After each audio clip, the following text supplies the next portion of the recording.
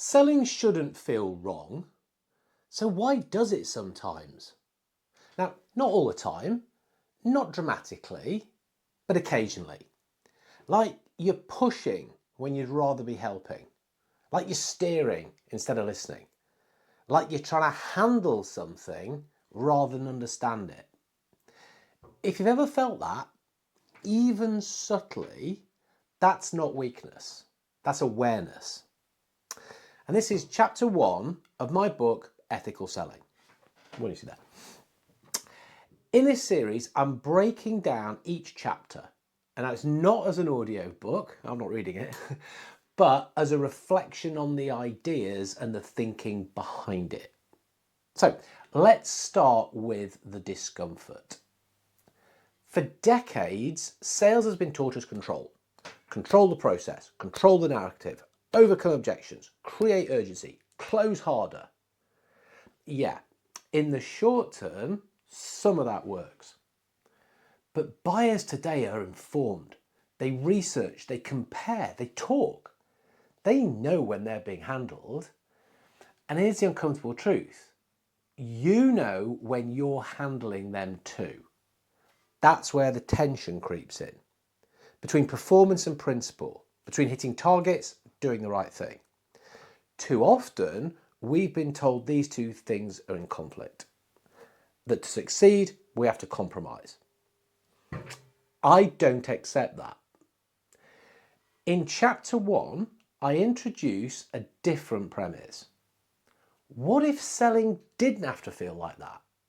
What if the most effective way to sell is also the most principled? I describe ethical selling as a holistic approach centered on building meaningful and sustainable relationships. It involves empathetic communication, transparency and integrity, a value-centric mindset, empowering informed decision-making, shifting from transactions to partnerships. In short, conducting sales and marketing in a morally principled and socially responsible way. And I ask a genuine question. Is that too much to ask? Or have we reached a point where honesty, integrity, genuine care sound radical? Have we simply normalized pressure? Let me challenge something directly. Ethical selling is not soft. It's not naive. It's not for nice people who finish last. It's commercially intelligent. Because when trust increases, friction decreases. When buyers feel safe, conversations open up. When customers believe you're aligned with their interest, doubt reduces. And doubt is what really slows deals down. So if your strategy relies on pressure, you don't have a persuasion problem, you've got a value problem.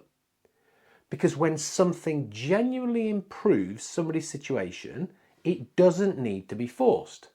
It needs to be understood.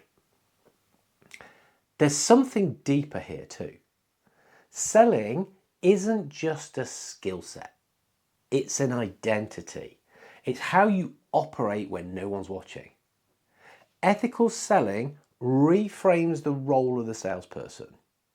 Not just as persuader, not just as closer, but as a trusted partner. Someone who helps customers make good decisions. Even if that decision isn't always yes.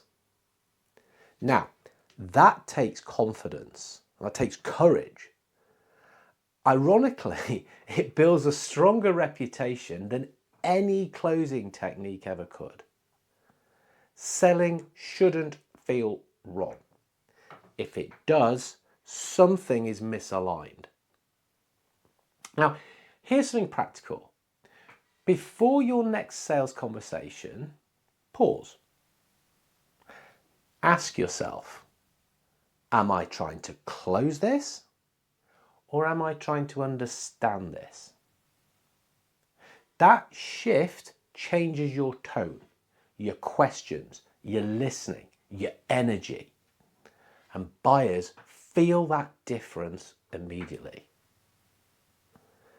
So this video has been about chapter 1 of ethical selling.